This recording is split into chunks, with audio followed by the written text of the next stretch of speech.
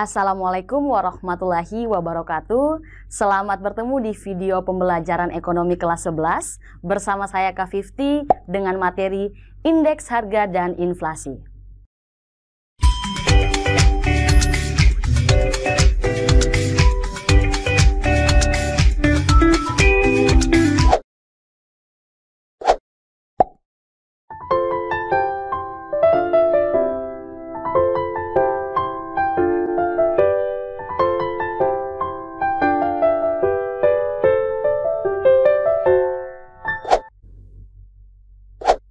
Angka indeks adalah angka yang merupakan hasil perhitungan ukuran-ukuran perubahan dari waktu ke waktu dengan perbandingan terhadap waktu dasar atau keadaan yang telah ditentukan.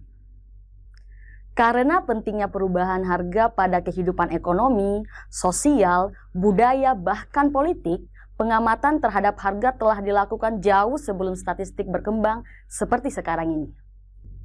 Pemberian harga dapat dijadikan sebagai indikator dalam pengambilan keputusan agar perubahan harga tidak sampai mengakibatkan keresahan. Melihat akibat perubahan harga yang berdampak luas, ahli ekonomi mencoba merumuskan data-data temuan dalam angka-angka yang mudah dimengerti yang disebut indeks harga. Selain itu juga, tujuan perhitungan indeks harga adalah sebagai berikut.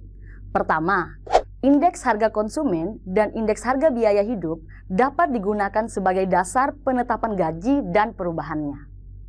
Kedua, indeks harga merupakan petunjuk atau indikator yang dapat digunakan dalam mengukur ekonomi secara umum. Ketiga, bagi perusahaan-perusahaan yang memiliki persediaan secara teratas, indeks harga dapat digunakan sebagai pedoman pembelian. Jika gejala harga naik secara terus-menerus, pembelian atau pembentukan persediaan dipercepat. Keempat, menggambarkan perubahan harga barang dan jasa pada periode tertentu. Kelima, mengetahui faktor-faktor yang menyebabkan kemajuan dan kemunduran ekonomi di setiap periode. Sedangkan, jenis-jenis indeks harga adalah sebagai berikut.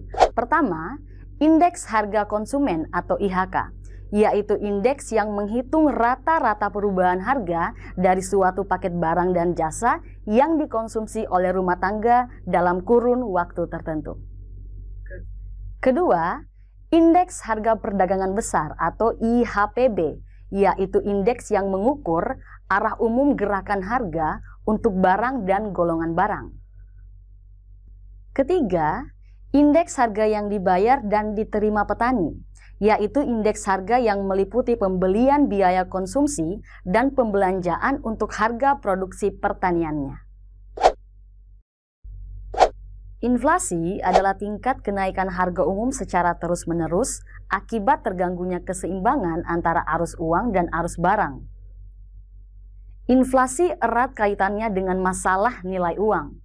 Sedangkan nilai uang ditentukan oleh harga-harga barang dan jasa yang dapat dibeli dengan uang tersebut. Apabila harga-harga dalam suatu perekonomian naik, maka jumlah barang dan jasa yang ditukar dengan sejumlah uang menjadi sedikit. Dengan kata lain, tingkat harga barang dan jasa naik. Inflasi merupakan kenaikan harga barang secara terus-menerus. Penyebab kenaikan harga barang tersebut sebagai akibat hasil berikut. Pertama, permintaan melebihi penawaran, yaitu naiknya harga secara umum dan terus-menerus karena adanya kenaikan permintaan barang dan jasa. Kedua, meningkatnya biaya produksi barang. Ketiga, kelebihan jumlah uang yang beredar di masyarakat. Keempat, kekurangan barang yang ditawarkan masyarakat. Kelima, inflasi yang berasal dari luar negeri. Keenam, meningkatnya indeks harga konsumen. Yang perlu kalian ketahui juga adalah jenis-jenis inflasi. Jenis-jenis inflasi terdiri dari: pertama, inflasi berdasarkan tingkat keparahan, dibedakan inflasi ringan di bawah 10% per tahun. Inflasi sedang antara 10% sampai 30% per tahun. Inflasi berat antara 30% sampai 100% per tahun. Dan inflasi sangat berat atau hiperinflasi di atas 100% per tahun.